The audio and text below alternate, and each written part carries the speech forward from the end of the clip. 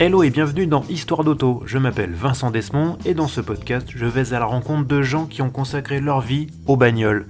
Ils ou elles sont journalistes, photographes, illustrateurs, blogueurs ou encore youtubeurs. Ils ont un point commun, de l'essence coule dans leurs veines. Épisode après épisode, ils nous raconteront leur parcours, leurs goûts, leurs aventures motorisées, en un mot, leurs histoires d'auto. Si vous êtes un auditeur régulier de ce podcast, vous connaissez déjà l'invité de cet épisode. J'avais en effet eu le plaisir de le recevoir dans l'épisode 21 consacré à Détroit, ville américaine où ce Frenchie vit depuis maintenant 5 ans. Installé au cœur du réacteur de l'industrie automobile américaine, mon invité en capte le pouls avec passion et porte un regard affûté sur ses soubresauts et ses évolutions. Car oui, ça bouge beaucoup aussi de l'autre côté de l'Atlantique. Mon invité, c'est l'analyste Bertrand Ragotot. Bonjour Bertrand. Bonjour Vincent. Alors merci d'avoir accepté ma deuxième invitation, tu auras une carte fidélité, je pense qu'à la 10e invitation tu auras le droit de venir une 11e fois gratuitement. Bon physiquement cette fois on se mettra autour d'un micro. ça serait pas mal, ouais. Bon on est encore un peu loin puisque du coup tu es toujours à Détroit, je te remercie d'autant plus que tu rentres tout juste de vacances, tu as fait un petit périple très sympa apparemment dans le Michigan et tu viens tout juste de poser tes valises à la maison et tu prends le temps de venir parler dans mon podcast et j'apprécie d'autant plus. Bah écoute, c'est un vrai plaisir, merci beaucoup et merci de cette seconde invitation. Je suis ravi de pouvoir échanger encore un long moment avec toi, c'est toujours un plaisir. Et j'en profite pour insister auprès des auditeurs, si jamais vous avez raté l'épisode sur Détroit, donc c'était l'épisode 21, n'hésitez pas à y aller, à l'écouter, parce que du coup vous aurez après envie d'aller à Détroit faire du tourisme, ce qui peut comme ça paraître étrange, mais je vous garantis que Bertrand va vous faire aimer Détroit. Voilà. Bon alors Bertrand, je te le disais en intro, ça fait 5 ans que tu habites à Détroit maintenant, donc tu commences à bien connaître. Est-ce que tu as toujours été fasciné par l'Amérique ? Alors, je suis pas sûr que ce soit une fascination en fait. Il y a toujours eu un côté voiture américaine dans ma passion pour les voitures. Oui. J'ai toujours eu une attirance pour les voitures américaines. Mais pour le pays en fait, pas plus que ça. J'ai fait mon premier voyage aux États-Unis en 94, donc assez tard. Mm-hmm. Assez tard, j'avais 17 ans. Et en fait, le pays m'a plu, mais sans plus. Et en fait, j'y suis retourné en 99 pour visiter mon frère qui faisait ses études ici, en Caroline du Nord. Et en fait, j'ai assisté à quelques cours, j'ai vu le système scolaire, j'ai vu les campus. Et je me suis dit, bon, il faut que je termine mes études ici. Donc, j'étais déjà à mi-chemin. Et en fait, j'ai fait les dernières années de mes études aux États-Unis. Et en fait, c'est là où j'ai vraiment découvert le pays. J'ai découvert la culture, j'ai découvert la façon de vivre, la mentalité. Alors la mentalité, il y a 50 États ici, donc c'est un peu 50 pays. Et donc avec des mentalités à chaque fois un peu différentes et des points de vue, des visions, des besoins différents, donc des façons de consommer, des façons d'être. Et j'avais déjà vécu en fait dans les Grands Lacs puisque j'ai fini mes études, j'ai fini mon cursus à Cleveland. Et les Grands Lacs, en fait, c'est le berceau de l'automobile. Cleveland, c'était pas Détroit, mais c'était quand même un endroit où il y a eu beaucoup de fabrication de moteurs, de pièces de carrosserie, de pièces automobiles. Et puis, je suis venu à Détroit pour le salon, sans vraiment forcément flasher sur Détroit. Mais en fait, il y a quelque chose qui s'est passé et je me sentais bien ici. Et je suis revenu en France en 2002-2003. Et j'ai toujours gardé en fait, pas vraiment une amertume, mais plutôt un peu une frustration de ne pas avoir travaillé aux États-Unis. Et puis en 2011, je devais déménager. En fait, on m'a proposé un poste à Détroit. Je suis venu 3 fois et là, je suis tombé amoureux de la ville. Je suis tombé amoureux du coin.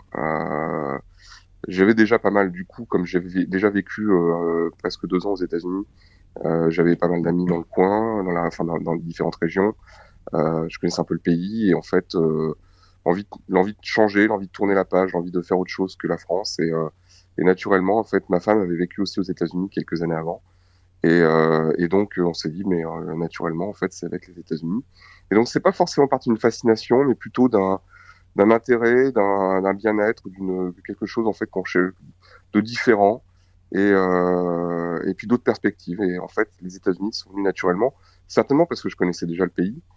Et ma femme également, mais en fait c'est venu comme ça, c'est pas vraiment partie d'une fascination. Après il y a toute une partie passion qui a parlé et qui est aussi très forte, mais d'un point de vue vraiment culturel c'est plus comment, quelque chose qui se conjugue bien, je dirais. Alors justement, tu parles de passion, on va parler évidemment ici de passion automobile. À quand remonte ton intérêt pour la bagnole? Je pense que j'étais trop jeune pour m'en souvenir. J'ai grandi en fait avec. Alors mon père a deux centres d'intérêt et mon père a deux fils. Ces centres d'intérêt sont. Mon père est un militaire de carrière qui faisait du tir sportif et donc il s'intéressait. Enfin, il était vraiment dans tout ce qui était militaire. Et mon frère, lui, est du coup passionné de militaria, d'histoire militaire. Il en a fait ses études d'ailleurs. Et mon père avait un autre intérêt, c'était les voitures. Il a grandi. Mon père vient de Madagascar. À Madagascar, il y a un peu de tout comme voiture. Mhm. Et il y a des voitures américaines, des voitures européennes, et ainsi de suite. Et donc, il a toujours eu cet intérêt pour la mécanique et les voitures américaines, et les voitures, pardon, tout court. Et j'ai grandi avec mon père qui, les week-ends, achetait des voitures à la casse. Hmm. Et avec deux voitures, il en faisait une et après, il la revendait. Donc, Oui. c'était son hobby du week-end. J'ai grandi avec des revues de voitures posées sur les tables, avec mon père qui m'emmenait voir des voitures anciennes quand il y en avait dans le coin, ou me faire remarquer, oh, t'as vu, tiens, une traction dans la rue, ou une DS, ou ce genre de choses. On a eu une DS quand j'étais adolescent. Mhm. Mon père avait toujours adoré cette voiture. J'ai pu la conduire un tout petit peu parce que pardon, j'avais 16 ans, je pense, quand il l'a vendue. Et ça va la DS, t'étais pas malade à l'arrière? Pas du tout. J'ai jamais été malade en voiture. Mon Ah bah ça frère, c'est oui, bien. Ah parce oui. que voilà. Donc il en faut toujours un. Mais Ouais, parce que les DS j'ai c'est quand même j'ai jamais été particulièrement malade. réputé pour ça, quoi. Non, j'ai jamais été malade en voiture, pas plus en DS d'ailleurs qu'en Crown Victoria, parce que si pour ceux qui ont déjà pris un taxi à New York à l'époque où il y avait encore des Crown Victoria, avant que ce soit que les Prius, c'était des Crown Victoria avec des systèmes d'amortissement comme ce sont des Oui. châssis séparés, Ouais, où la ouais. voiture bouge aussi latéralement. C'est quand même assez déroutant au départ, Je crois que les et je pense que c'est Américains aussi parlent comme ça. de land yacht. Oui, voilà, l'Indy Yacht. Le yacht qui va sur la Terre, quoi. Voilà, c'est ce qu'on appelle en français les paquebots. Ouais. Et ce sont des voitures qui sont très grandes aussi. Alors, ce qui est très marrant avec les voitures américaines, c'est que on se rend pas forcément compte quand on les voit de loin, mais les coffres sont immensément longs. Mhm. Les capots moteurs sont aussi très longs. Et en fait, dans l'habitacle, finalement, on n'a pas C'est tout beaucoup de petit, place. oui. C'est clair. On a beaucoup de place au coude. On peut mettre 3 personnes facilement, voire même 4 personnes assises côte à côte. Mais au niveau des genoux, faut pas être trop grand, surtout à l'arrière. Ouais. C'est assez étonnant. Donc voilà. Mais c'est vrai que voilà. Mais j'ai jamais été malade dans cette DS. Hmm. J'ai même au contraire énormément adoré, énormément apprécié le confort, le côté en dessous des tapis de sol, il y avait je sais plus comment ça s'appelle cette matière pour amortir en fait. On avait l'impression de marcher dans des moquettes américaines justement. Ouais. Et puis le côté amortissement m'a toujours plu. Donc non non. Donc voilà, donc j'ai grandi en fait avec des revues de voitures, avec des magazines, avec des prospectus à chaque fois qu'il y avait une foire ou la possibilité de rentrer dans une concession, je m'en sortais avec les prospectus de tous les modèles. Que ma mère un jour a en partie détruite parce que elle voulait vider le grenier. Aïe, aïe, J'ai aïe. réussi à sauver en fait l'essentiel, heureusement. Mais j'ai perdu par exemple le prospectus de la 604 GTI Oh là, ah oui, collector. qu'on retrouvera plus jamais. Ah bah oui. Mais j'ai pu garder quand même un paquet de choses et en fait ils m'ont suivi à Détroit. Je les ai aujourd'hui juste derrière moi. Voilà. T'as chargé un container de documentation, quoi. Oui, je dois admettre que alors j'avais déjà déménagé quand ma femme m'a rejoint en fait quand on a déménagé en deux temps. Et en fait, mes revues de voitures et les livres de voitures, prospectus et autres, c'était presque un cinquième des cartons avec lesquels on est venu. Donc, comme je le disais lors de la cérémonie de mariage d'un ami dont j'étais le témoin, quand on épouse quelqu'un qui est passionné, on épouse aussi sa passion et on le partage avec sa passion. Oui, Et c'est ça. Pour le voilà, et ma meilleur et femme pour le le pire. savait dès le départ. Exactement. Et alors, ta première voiture, c'était quoi? La première voiture qui m'a... En fait, bon, on a eu quelques voitures dans lesquelles que j'ai pu conduire chez moi. Il y en a deux qui m'ont marqué. La première, c'est une 405. C'était une 405 SR 1,9 litre, boîte courte. Mhm. C'était plutôt léger, plutôt vif. J'ai un peu fait mes armes là-dessus, puisque je conduisais assez vite quand j'avais 18 ans, et assez mal, puisque j'avais 18 ans. Et il m'est jamais arrivé de bricole, et donc tant mieux, mais j'ai beaucoup apprécié cette voiture, très légère, très vive. Et puis, en étant étudiant, j'ai eu une une 205 ma SR également, avec son petit GTU 65 chevaux, Ouais. sur laquelle j'ai commencé à faire un peu de hot-rodding léger, on va dire. D'autres appellent ça du tuning ou du bolidage. Oui. Mais j'ai fini avec un volant de 205 GTI en cuir. J'ai installé un contour à la place de la montre en prélevant un tableau de bord de GT dans une casse. Ah ouais. Et ainsi de suite. J'avais même mes réglages de carbu où, avant de rentrer sur l'autoroute, j'ouvrais le capot et je changeais la richesse. Et en arrivant en ville, fallait que je change de nouveau, sans quoi la voiture s'étouffait. Mais en fait, celles qui m'ont marqué le plus, c'est la première voiture que je me suis achetée. Donc, j'ai eu une Mustang ici aux États-Unis quand j'étais étudiant. Mhm. C'était une 94 V6 boîte 5 rapports Et avec Fox? un 3 litres, non, une S5 95. Donc les toutes premières en fait des formes, je sais plus comment ils ont appelé Ah ça oui, chez oui, celle qui Ford. était un petit peu biodesign, là. Oui, voilà, biodesign, qui reprenait un peu des formes de Taurus. Voilà. Mhm. J'ai adoré cette voiture. Je l'ai eu. En fait, je l'ai vendue il y a 2 ans. Donc Ah oui. on l'a gardée aux États-Unis. Ouais, c'est une voiture de vacances après. Hmm. Et je l'ai vendue il y a 2 ans parce que dans le Michigan les assurances sont très chères. Mais c'est une voiture. Alors, faut se rendre compte quand on est européen, c'est une voiture qui essence avec un V6 3,8 litres culbuté qui Mhm. fait 145 chevaux pour 3,8 litres. Donc en Mhm. fait, on a quoi? On est à peine à 30 chevaux litres. Oui. Donc la zone rouge est à 4700 tours. Ça se conduit comme un diesel en fait. Ça Ouais, roule sur le ouais. couple, mais faut pas tirer dans les tours, sans quoi on va finir par faire traverser les bielles euh, dans la vallée du dans la vallée du V. Mais voilà. Et puis en fait, la première voiture que je me suis achetée, c'est un coupé Z3 de litre 8 BMW. D'accord. Que je regrette encore aujourd'hui, mais dans tous les cas de figure, j'aurais pas pu la garder puisqu'en déménageant ici, j'aurais pas pu l'importer. Donc ça, c'est la voiture qui m'a marqué et la première voiture que je me suis achetée. J'hésitais avec des anciennes. À l'époque, j'habitais à Paris et j'avais regardé une Fulvia Zagato. C'était à peu près les mêmes prix. On était dans 10-15 000 euros à l'époque. Et la Hmm. Fulvia, en fait, même si j'adore toujours la ligne, c'était une traction, donc certainement pas. À part quelques voitures, à part quelques modèles, je fuis les tractions. C'est comme c'est une partie de ma passion, c'est plutôt d'avoir les roues arrière qui font avancer la voiture, et les roues avant qui la font tourner. Donc voilà un peu mon parcours automobile, et la voiture qui m'a marqué, c'est vraiment le coupé Z3 BMW, qui est une voiture en fait que je regarde encore en me disant bon, j'y retournerai à un moment ou un autre. Seul problème, c'est que les prix ne cessent d'augmenter, Bah enfin, un oui. peu comme tout d'ailleurs. Bah oui. Mais, C'est ça le problème. mais bon. Mais bon, on verra peut-être plus tard. Aux États-Unis, au moins, on n'a pas de restriction de circulation, on n'a pas de limite dans ce qu'on peut faire. Donc, on n'a même pas de contrôle technique dans le Michigan. Donc, en gros, Ah on ouais. peut faire un peu ce qu'on veut. D'accord. Voilà. Bon, alors aujourd'hui, tu es analyste du secteur automobile. Est-ce que tu peux un peu nous raconter en quelques mots ton parcours professionnel, comment tu en es arrivé là et en quoi consiste ton métier? Alors, comment j'en suis arrivé là? J'ai fait des études d'école de commerce, un MBA aux États-Unis. Voilà, j'ai découvert différentes choses, tourné plutôt vers le marketing. Donc j'ai commencé ma carrière chez Citroën Ouais. à faire du marketing pour les voitures électriques il y a plus de 20 ans. T'étais vraiment précurseur, hein. Oui, oui. Alors, en plus, j'ai fait mes armes en allant faire des salons, en présentant les voitures à des clients. C'était l'époque des Euh, saxos alors électriques que encore. c'était l'époque des saxos et des berlingots électriques. Oh là là. Donc, 80 km d'autonomie, Oui, quand tout allait vitesse bien. maxi 90 km/h. On pouvait faire plus de 80, hein, mais en fait, c'est là où j'ai compris que la voiture électrique, il faut 6 mois pour comprendre vraiment le fonctionnement et pour s'adapter à la conduite, pas être trop vif au démarrage au feu rouge, et accepter en fait de prendre de l'élan avant une côte pour accepter que on perde un peu de vitesse parce que c'était des voitures où l'impact sur l'autonomie en fait pouvait être très rapidement visible. On pouvait faire baisser la jauge d'électricité comme on pouvait faire baisser un compte tour.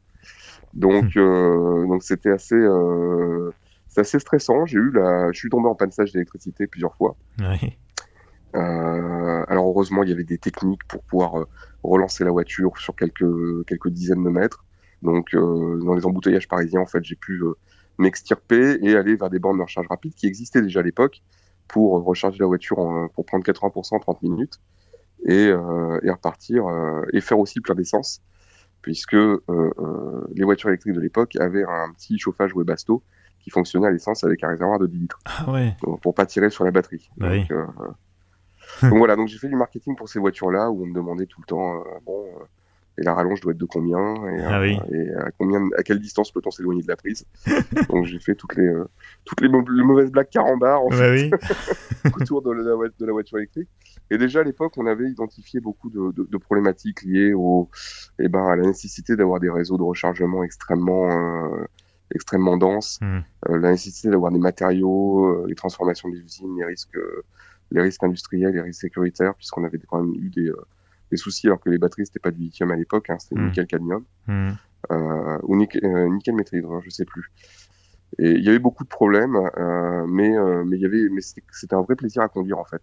Ça a changé ma façon de conduire à Paris, qui est une façon de conduire quand même assez agressive à Paris, puisqu'il faut Ouais. toujours forcer le passage partout. Ouais. Et là, avec une voiture électrique, finalement, en fait, ça rend assez zen.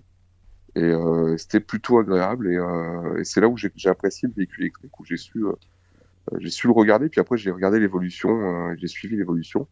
Donc ça, c'était 2001, 2001, 2002. Et puis ensuite, après, j'ai fait une carrière plutôt équipementier rang 1, rang 2, pour différents postes en marketing, en vente.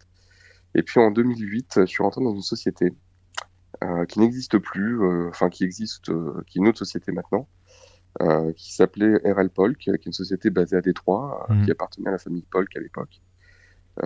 Et en fait, c'était mon premier job d'analyste.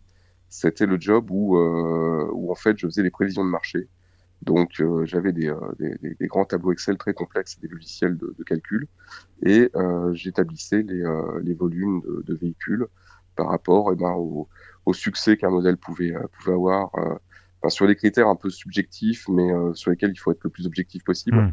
Donc c'est pas parce qu'on n'aime pas une voiture qu'elle elle va Ouais. pas se vendre. Donc faut mettre vraiment la passion de côté. Il faut savoir, Ouais, c'est pas en fait, faut facile savoir ça. faire la part des choses. Ben finalement en fait c'est là où j'y viendrai après, mais où ma passion automobile en fait c'est vraiment séparé en deux choses, a pris deux formes très différentes qui cohabitent sans me rendre schizophrène, mais qui cohabitent parfaitement et qui me permettent en fait de naviguer entre un métier qui me passionne et une passion pour les produits auto, pour les voitures qui s'éloignent beaucoup des voitures d'aujourd'hui. En fait, j'ai plutôt apprécié les voitures des années 70, 80, 90, plus que les voitures d'aujourd'hui où je suis pas du tout dans l'esprit la meilleure c'est la prochaine et la plus Hmm. belle c'est la suivante. J'ai jamais été en fait adepte de cette philosophie-là que je comprends tout à fait hein, et que je critique pas, mais c'est pas du tout la mienne. Et je suis plutôt ouais, resté sur des voitures qui m'ont fait rêver peut-être étant jeune ou des époques. Et donc, en fait, dans ce métier d'analyste du marché auto, donc il fallait être très objectif, il fallait pouvoir comprendre, en fait, capter de l'information. Et c'est vraiment là où j'ai commencé à faire de l'intelligence de marché. Donc, et l'intelligence de marché, en fait, c'est mon métier d'analyste. C'est-à-dire l'intelligence, c'est pas avoir une tête bien faite, Hmm. c'est faire du renseignement. La CIA, c'est pas Hmm. juste une fabrique de gens brillants, ce sont les gens qui vont chercher des renseignements. Je dis CIA parce qu'il y a intelligence dans le nom. Oui, oui, oui. Donc, en fait, l'intelligence de marché, c'est d'aller capter de l'information, de savoir quelle va être la prochaine génération de voitures, qu'est-ce qu'ils vont mettre dedans, pourquoi ils ont pris telle décision industrielle, quelle usine va fabriquer quoi, quels sont les sourcings, qui sont les équipementiers qui travaillent pour la branche, quelles sont les contraintes financières, industrielles ou marketing du constructeur pour commercialiser un modèle ou un autre. Et donc, en fait, par rapport à tout ça, établir la stratégie du constructeur, quels vont être ses futurs modèles, est-ce que ces futurs modèles vont plutôt bien se vendre, qu'il faut mettre du coup en relation avec la concurrence. Et donc pour tout ça, il faut connaître le marché automobile sur les bouts le Hmm. bout des doigts. Et donc j'ai accepté ce job dans une période où en fait je viens juste de terminer un autre boulot. Et j'ai accepté ce job où en fait sur le papier ça m'a fait rêver puisque on m'a proposé en fait un autre job dans cette boîte-là, chez RL Polk. Et j'ai dit non, non, moi ce qui m'intéresse, c'est plutôt cette branche-là de la boîte. On m'a dit bah ça tombe bien, ils cherchent quelqu'un, mais ils ont arrêté de chercher parce qu'ils trouvaient pas. Hmm. Je suis allé négocier ce job, j'ai passé les entretiens. J'ai même accepté une baisse de salaire pour rentrer dans ce job. Hmm. Donc je pense que parfois il faut savoir, il faut pas courir que après l'argent. Hmm. Il faut aussi savoir être heureux dans son métier. Ben oui, bien sûr. Et donc vraiment, c'est là où j'ai commencé à être analyste automobile, où j'ai fait vraiment de l'intelligence, où j'ai eu un métier où, au bout de quelques semaines, je rentrais chez moi avec un sourire béat parce que ma femme me disait mais il se passe quoi? En fait, j'ai un collègue qui est venu un jour et qui m'a posé une pile de journaux, de magazines automobiles, et j'étais en train de les feuilleter pour voir quels étaient les futurs modèles, les tendances, les interviews des dirigeants de l'auto et ainsi de suite.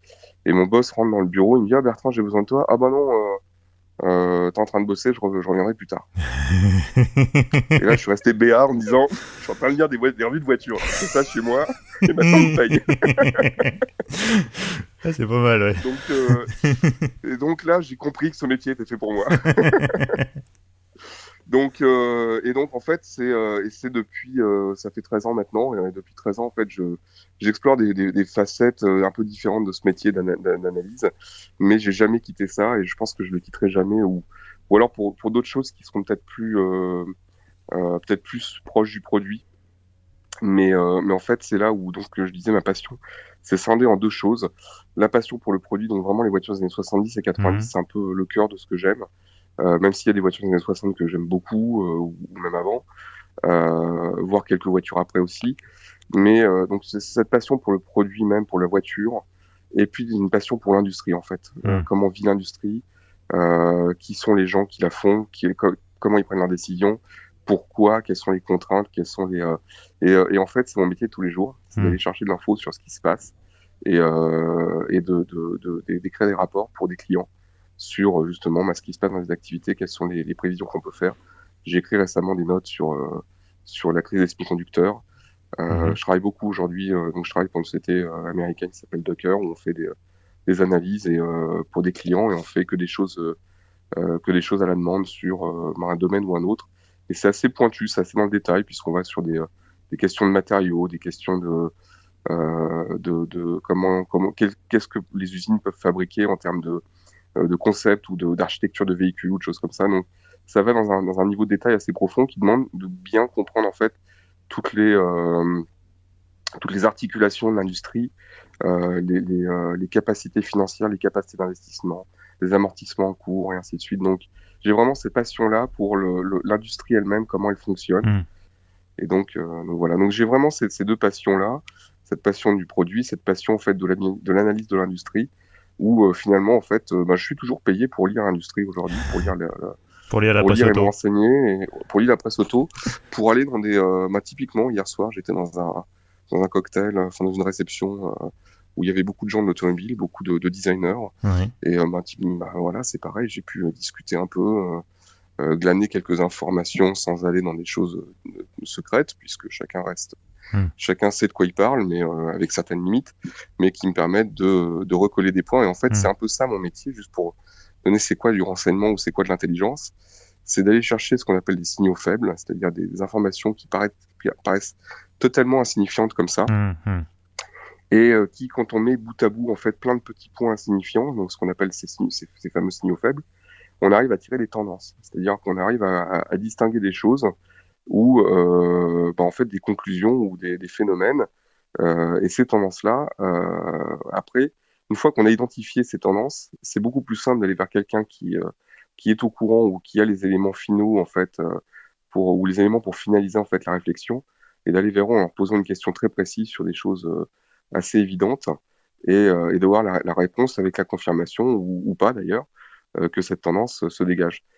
Et c'est ce qui m'a permis en juillet 2015 par exemple, 2 mois avant le Dieselgate de Volkswagen, d'écrire un papier sur LinkedIn sur le fait que ce qui coince pour Volkswagen aux États-Unis, c'est d'avoir fait une stratégie sur le diesel parce que ça marche pas. Et d'expliquer pourquoi ça marchait pas. Et donc 2 mois plus tard, quand le Dieselgate a explosé, les médias m'ont appelé en me disant mais il se passe quoi, comment vous avez su? Non, je savais pas. J'ai juste identifié qu'il y avait un certain nombre de choses qui pointaient dans une direction, et que cette direction, elle semblait, il y avait quelque chose en dessous. Et effectivement, ça a éclaté 2 mois plus tard. Quels sont tes clients concrètement? Tous les gens qui s'intéressent de près ou de loin à l'automobile et qui veulent investir dedans ou qui sont déjà dedans. En fait, quand j'ai eu différentes, en fait, depuis, je parlais de Paul tout à l'heure en 2008, j'ai fait différentes entreprises depuis et différents, entre guillemets, métiers. Aujourd'hui, je fais vraiment du conseil, c'est-à-dire aller chercher de l'information ad hoc, c'est-à-dire personnalisé. On me demande une chose précise et donc je vais chercher ce renseignement-là. Donc mes clients pour ce genre de choses sont un peu des constructeurs automobiles, Ouais. beaucoup des équipementiers rang 1 Mhm. et énormément d'équipementiers rang 2. D'accord. Plus après des banques d'investissement ou Mhm. des firmes d'investissement, ce qu'on appelle les private equity aux États-Unis. Donc plutôt, enfin des fonds d'investissement, on va dire en français. Mhm. Donc en fait, c'est un peu les 4 catégories de clients aujourd'hui pour lesquels je travaille et pour lesquels en fait, bah, du coup, je vais faire de la recherche. Donc ce qui demande en fait à être à la pointe de tout ce qui se passe pour pouvoir Mhm. après aller creuser plus loin dans un domaine où j'aurais pas forcément eu la curiosité d'aller, ou alors pour lesquels bah, justement les efforts pour aller capter l'information bah, demandent du temps de travail, c'est-à-dire prendre son téléphone, appeler des gens, organiser des déjeuners, Mhm. aller capter de l'information.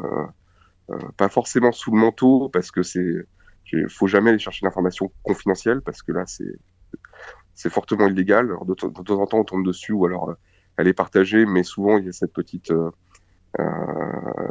disclaimer, bon, ben, ça, c'est entre nous, ou c'est C'est off the du record. off, ouais. Voilà, c'est du off. Je pense qu'en tant que journaliste, quand tu interviews des gens de l'industrie pour avoir des renseignements pour un article, il y a de temps en temps des perles qui sont Mhm. la chambre, mais attention, ça, faut pas le publier, c'est Mhm. du off. Donc voilà, il m'arrive d'avoir ce genre de choses aussi, mais c'est euh, c'est plutôt. Il y a un peu de travail en fait. Le travail d'un liste. Il y a beaucoup de choses comment qui sont qui sont très proches du travail journalistique en fait. Mais après on rentre en fait on est beaucoup plus après dans les choses chiffrées ou techniques Mhm.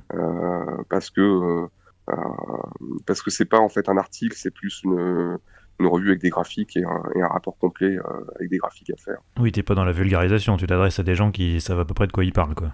Oui, voilà, c'est des gens qui sont du métier et qui demandent un niveau de compréhension qui va au-delà de ce qu'on peut trouver juste en grattant sur le web.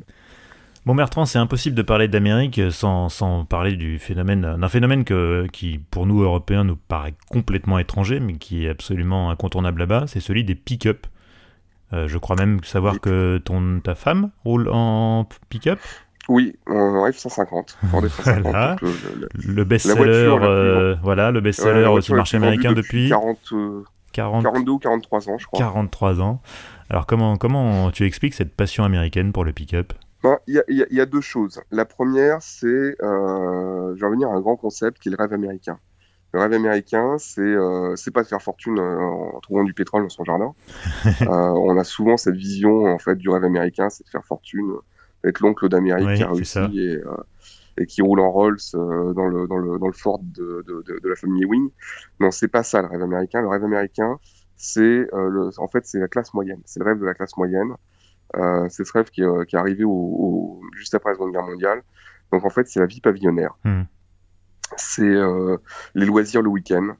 Je disais d'ailleurs tout à l'heure que les loisirs sont très importants. Les Américains partent peu en vacances, mais savent très bien remplir leur week-end. Hmm. Donc en fait, c'est un petit peu tout ça. Et pour vivre tout ça, en fait, le pick-up, c'est l'outil idéal. C'est-à-dire que quand on a une vie pavillonnaire américaine, les maisons ici sont faites en bois. Donc on peut remodeler sa maison en changeant de place la salle de bain, ce qui est un peu impensable en France parce que les tuyaux sont dans le béton. Hmm.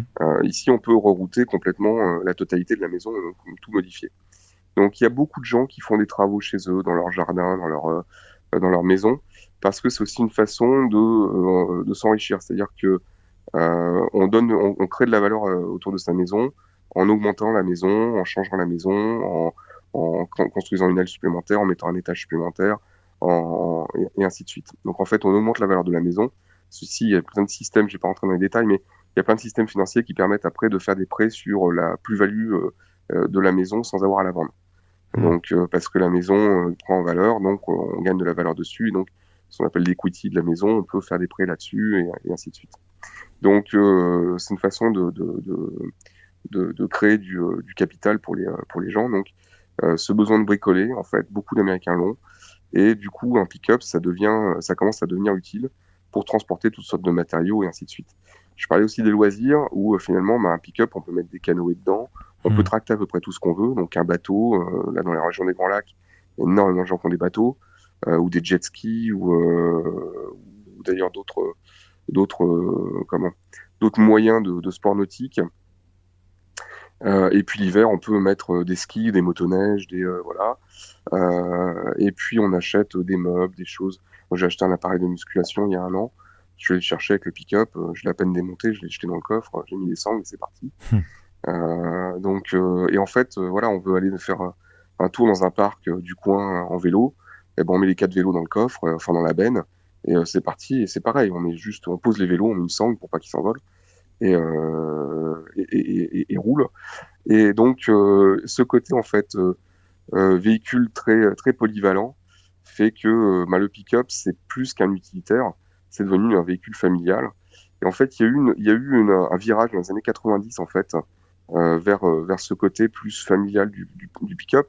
Ce pick-up, faut aussi savoir que, alors là, je parle des particuliers, hein, le pick-up, c'est aussi le véhicule utilitaire des gens qui, enfin des artisans ou des gens qui travaillent dans des domaines, je dirais plutôt techniques, construction, manuelle ou autre, où le pick-up en fait permet de transporter des outils, des matériaux, un peu de tout. Ouais. Et donc le pick-up, c'est vraiment le véhicule utilitaire qui sert aux professionnels. Et en fait, des professionnels, c'est devenu un véhicule familial vers les années 90. Parce que dans les années 90, en fait, il y a eu des véhicules qui ont ouvert la voie à cette montée en gamme, entre guillemets, des pick-up, en fait, ou cet enrichissement de l'équipement des pick-up qui en ont fait des véhicules super confortables. Et cette montée en gamme, elle s'est opérée avec je dirais, peut-être 2 ou 3 modèles qui sont arrivés un peu en même temps. Il y a eu le Lincoln Mark LT, il y a eu le Chevrolet Avalanche. Et en fait, ces pick-up-là ont transformé un peu le pick-up en véhicule familial. Le F-150, nous, c'est un milieu de gamme. Il a les sièges chauffants, les sièges ventilés, on a un toit panoramique, on a la nave, on a un grand écran. Enfin, c'est une vraie voiture. Alors pas de luxe, hein, mais avec quand même beaucoup d'équipements, c'est très confort. Et d'ailleurs, on a fait, c'est notre familial, c'est le véhicule avec lequel on part en vacances. Ouais. C'est très pratique, on jette les valises dans la benne et à l'arrière, les enfants peuvent tendre les jambes sans toucher les sièges devant. Enfin, bientôt ils vont commencer, mais mais voilà. Mais en fait, on a énormément d'espace à l'intérieur. Il y a des prises partout, il y a des portes gobelets partout. Il y a une largeur au coude qui fait que on peut vraiment s'installer comme on veut. Ça consomme pas trop, je dirais, par rapport à la taille du véhicule. En plus, c'est un Ford EcoBoost, donc c'est une boîte auto à 10 rapports. Donc ça reste un véhicule vraiment, je dirais, confort. On a de la reprise s'il faut doubler un camion sur la route. C'est une vraie voiture, une vraie familiale. Et donc ce côté en fait vraiment soit véhicule pour les pros, soit véhicule pour les familles, fait que le pick-up aujourd'hui c'est un vrai, en fait c'est vraiment devenu une familiale dans de très nombreux cas. Ou alors c'est un véhicule, c'est le deuxième ou le troisième véhicule chez les Américains qui ont une vie pavillonnaire ou une vie même à la campagne. À la campagne, c'est presque impossible de vivre sans avoir un truck, donc un pick-up chez soi. Donc, alors dans le Michigan, les assurances sont très chères, mais dès qu'on va dans des États comme, je sais pas, le Maryland, la Virginie, la Pennsylvanie, on a facilement en fait un vieux truck qui vaut 2-3 000 dollars au fond du jardin, qui sert 3-4 fois par mois. Mais bon, voilà, on va dans un magasin de bricolage ou de jardinage, et on sait qu'on peut revenir avec 50 sacs d'engrais, 3 pelles, une bétonnière et j'en passe. On n'est pas ennuyé par l'espace, et donc on peut ramener ce qu'on veut. Il y a un truc tout bête, mais c'est peut-être mon regard d'Européen, mais t'as pas peur, enfin ils ont pas peur des vols, des objets que tu mets dans la benne, parce que c'est à ciel ouvert, enfin n'importe qui peut y accéder. Oui, c'est assez européen finalement, comme ça arrive. Je dis pas que ça arrive pas, hein, ça arrive bien sûr, mais moi ici l'été, je peux laisser les fenêtres ouvertes de la voiture. Ouais, d'accord. Dans sur le parking d'un supermarché, c'est pas. Il y a des vols, hein, bien sûr, et d'ailleurs la voiture la plus volée c'est la Dodge Charger, Ouais. donc qui est ma voiture à moi, donc enfin qui est ma voiture à moi, qui est dans mon foyer, on a 2 voitures, donc un F-150 et une Charger. Et donc ça me rend un peu parano et je fais un peu attention. Mais globalement, en fait, il y a des vols, mais c'est beaucoup moins répandu en fait qu'en Europe. Faut aller dans des endroits où c'est vraiment risqué pour se faire casser une vitre. Ouais, parce que je me souviens d'avoir été aux États-Unis il y a 3-4 ans pour faire un road trip et à l'arrivée à l'agence de location, Ils nous tendent les clés et en fait c'était un Nissan Frontier, donc un pick-up, le Nissan Navara version Oui. américaine. Et j'ai dit mais je vais pas prendre ce truc là quoi, je vais pas mettre les valises dans la benne et le garer après dans Los Angeles ou ailleurs et puis rien retrouver. Donc je me suis... je me souviens que ça m'avait surpris, je m'étais dit mais comment ils font en vrai les Américains quoi. Bah, il y a deux choses. Premièrement, il y a quand même une certaine discipline dans leur mentalité. Là, j'ai fait le tour du Michigan. Il y a des gens qui vendent des cerises sur le bord de la route et ils posent des boîtes de cerises. Ils posent une boîte avec de la monnaie Ouais, et les gens s'arrêtent, ils font le change, ils payent et ils s'en vont. ouais, Donc voilà, en fait, ça situe un peu la mentalité, une certaine discipline et on comprend que bah, si on vole le truc, bah, on n'en trouvera plus après. Les gens ne mettront bah plus sur oui, le bord de la route. bah oui. Ils ont travaillé pour ça, donc c'est leur labeur.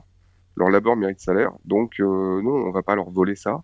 Et puis voilà, donc ça c'est la première chose. La deuxième chose, c'est que c'est pas comme un vol dans le métro où tout le monde regarde ce qui se passe et personne ne dit rien. Euh, il y aura assez souvent quelqu'un qui va s'élever en disant non mais ce qui se passe là c'est pas normal, qui va s'opposer à ce que justement bah, le forfait soit fait ou le vol soit réalisé. Et donc il y a quand même cette discipline-là assez anglo-saxonne Hmm, qu'on retrouve en fait en Europe du Nord, qu'on retrouve hmm. dans des mentalités en Angleterre et ainsi de Oui, suite, c'est où les vrai, gens c'est vrai. Hmm. vont être un peu plus disciplinés par rapport à ça. Après, il est sûr qu'il est certain que voilà, si on laisse des valises dans la benne d'un truck sans tonneau cover, donc enfin, on a une couverture de la benne, donc en fait les valises sont quand même un peu protégées. Ouais. Donc voilà, mais entre autres des intempéries, mais aussi bon contre quelques esprits simples qui seraient tentés Hmm. de tendre la main et de récupérer ce qu'ils peuvent, parce qu'on n'est quand même pas à l'abri de ce genre de choses. Mais globalement, il y a moins de risques. Et voilà, je dirais pas que dans Détroit, je laisserai pas les fenêtres de la voiture ouvertes, surtout pas de la Charger, Hmm. parce que je la retrouverai pas. Mais voilà, bon après c'est. Et puis dans Détroit, et encore, si c'est downtown, je risque pas grand-chose. Si je viens dans des quartiers qui sont un peu risqués, oui, là, le risque est énorme. Bon alors, en Europe, on est lancé dans la transition écologique de l'automobile. Hein. La Commission européenne encore a récemment annoncé des objectifs en gros, sa volonté d'interdire la commercialisation des voitures à moteur thermique en 2035. Alors aux États-Unis, il y a un peu ce même genre de mouvement qui est en marche depuis l'arrivée de Joe Biden au pouvoir. Alors j'ai l'impression, alors je lisais une de tes chroniques pour Atto Actu où tu évoquais ça et tu disais qu'en gros, autant l'Union européenne, en gros impose une solution technologique qui est celle de la voiture électrique et en gros éventuellement hydrogène, mais il n'y a pas trop d'autres options. Apparemment, l'administration Biden était un peu moins, comment dirais-je, totalitaire sur le choix technologique.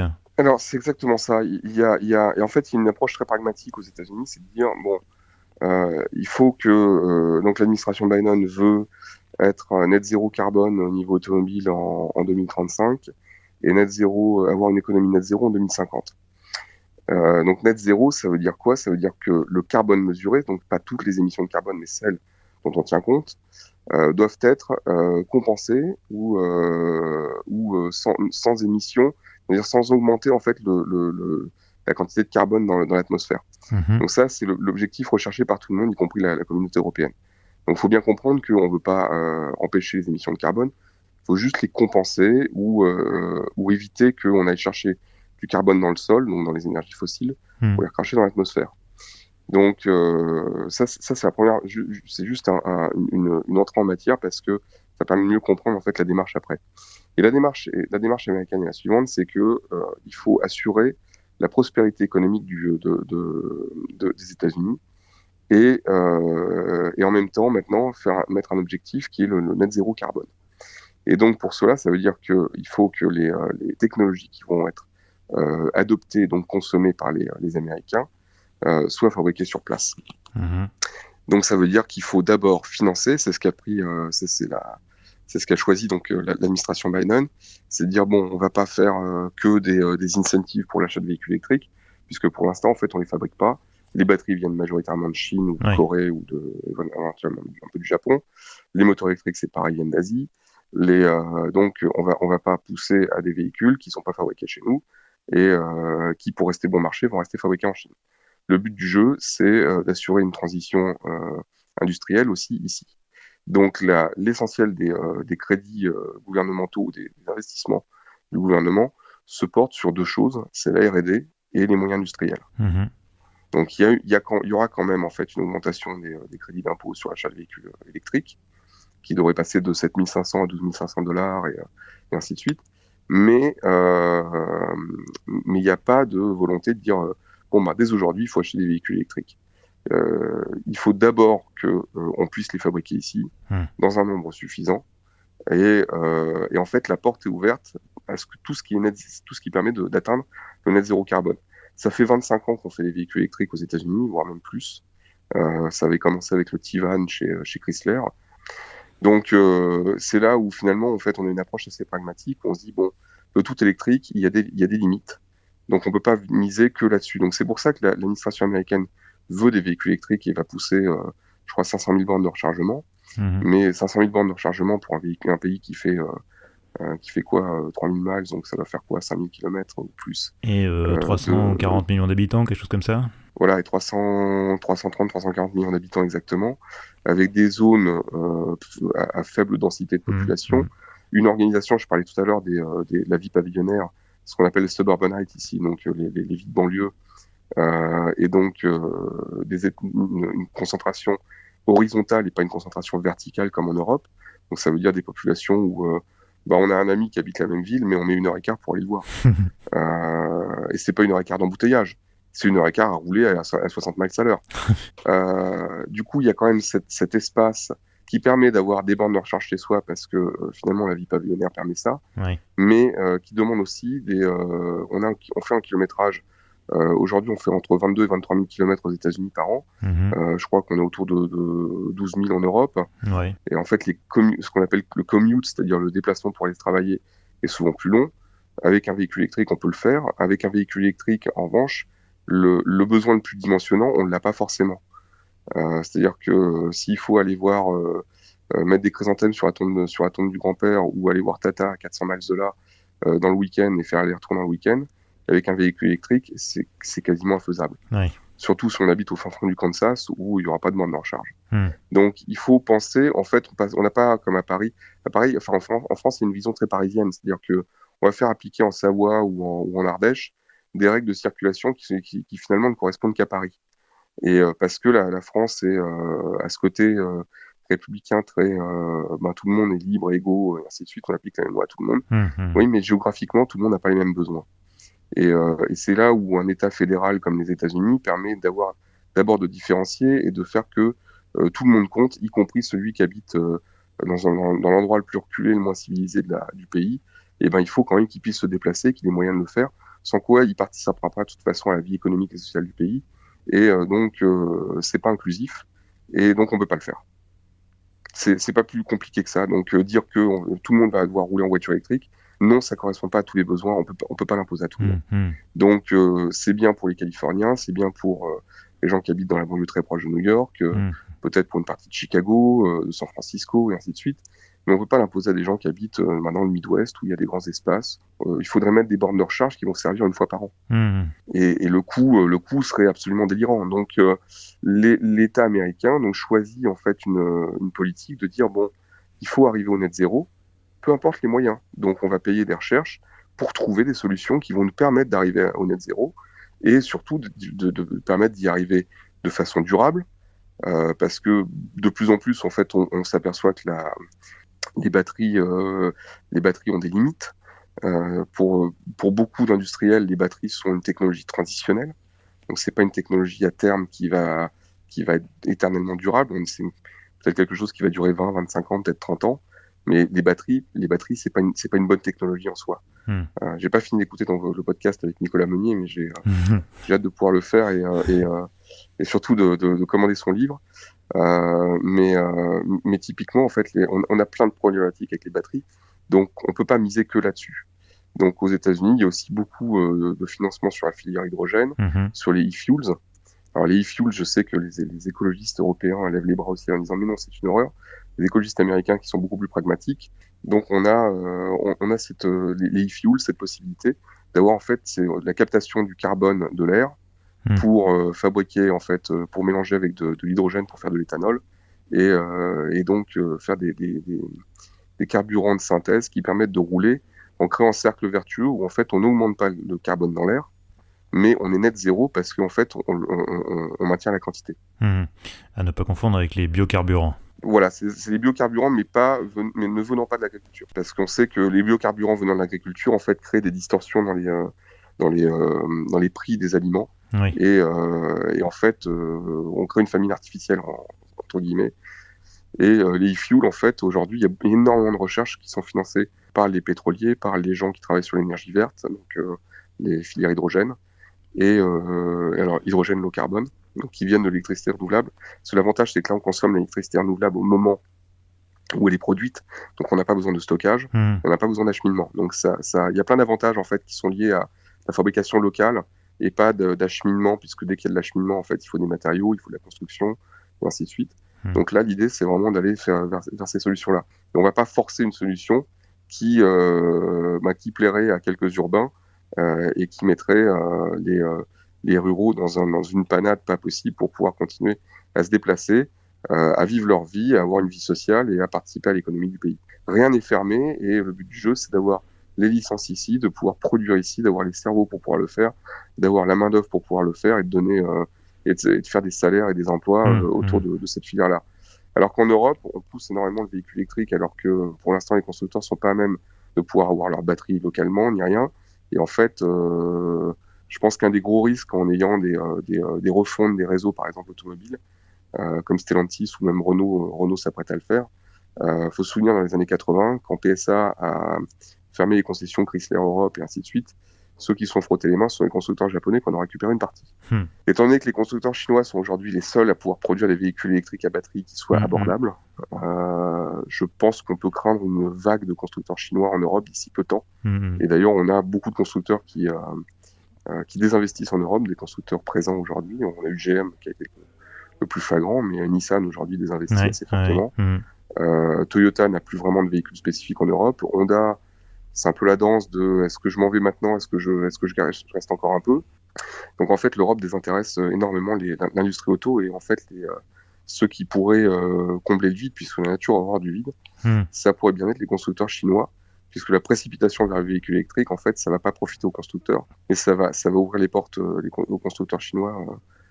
Et c'est le plus gros risque aujourd'hui. Mais voilà, BYD ou NIO ou d'autres arriveront avec des produits qui vont être à 15-20 000 euros dans des tailles suffisantes, avec des autonomies suffisantes, chose il sera presque impossible de matcher en Europe, parce que même en faisant des usines de batteries localement, il faut acheter la matière première. On sait, la matière première, le lithium va augmenter plus que proportionnellement au gain de productivité qu'on va réaliser, donc les batteries coûteront de toute façon de plus en plus cher.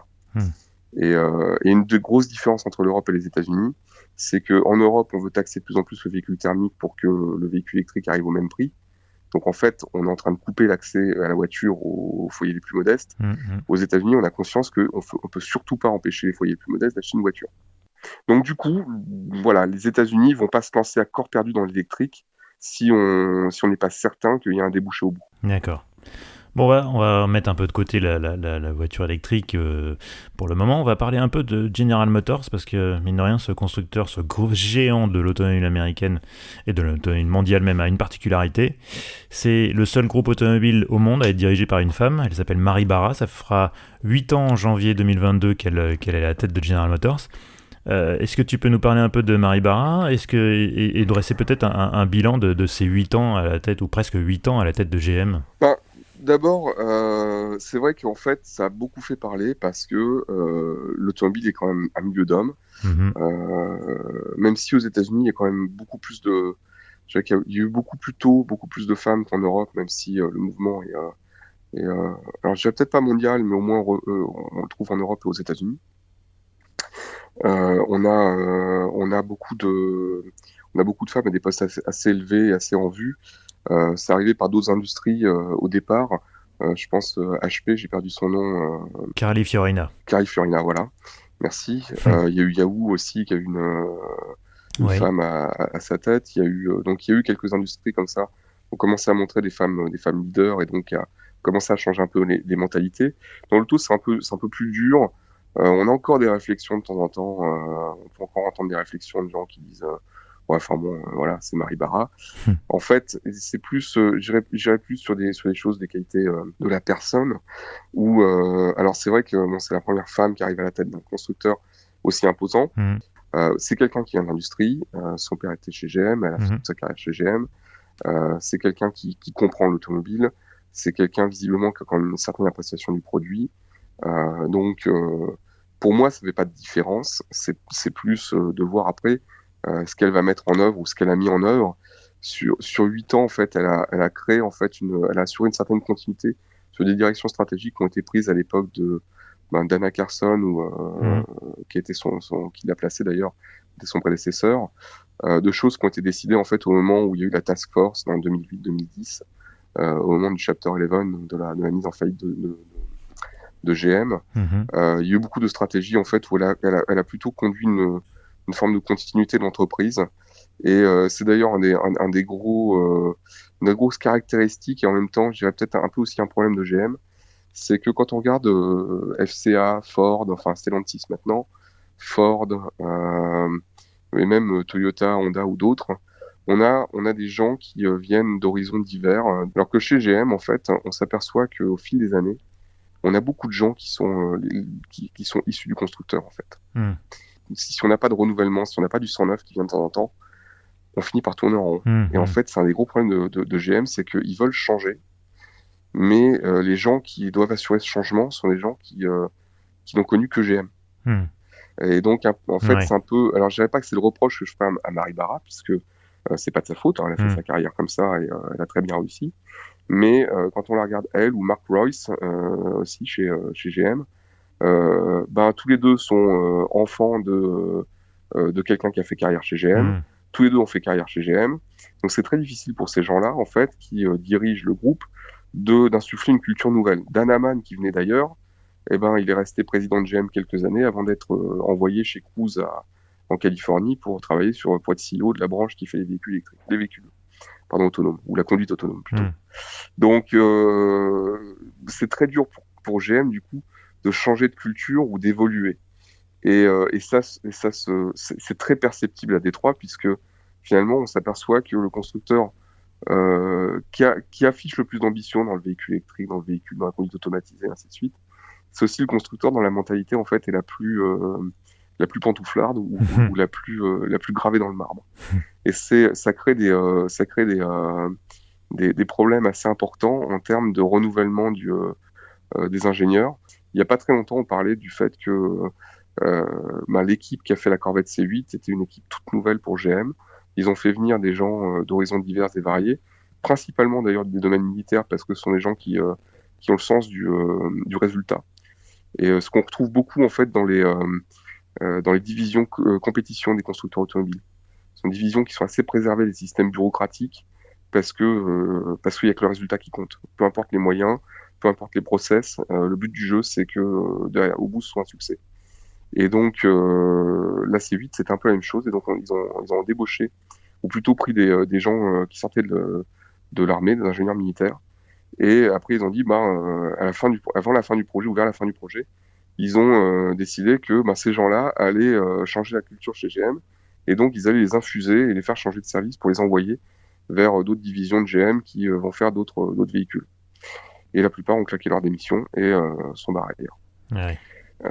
Parce qu'il était hors de question qu'ils se laissent submerger eux-mêmes par cette lourdeur de culture et des Mhm. process, parce qu'ils voyaient bien qu'ils n'allaient pas changer la culture. Et quand on discute avec des gens de GM, quand on leur dit bon la culture évolue, ils disent oui oui en apparence. La réalité c'est que voilà, on est toujours dans une culture top-down, donc en fait du haut Ouais. vers le bas, Mhm. c'est-à-dire que le chef, on contredit jamais le chef. Si on a une bonne idée, ça va être celle du chef et ainsi de suite. Donc les choses changent peu. Et ça, Marie Barra a changé beaucoup de choses chez Mhm. GM Mhm. dans l'approche. Elle a eu des ruptures assez fortes.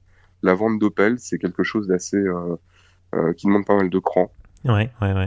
Elle a un peu downsizé le groupe pour en faire un groupe plus profitable, quitte à froisser en fait une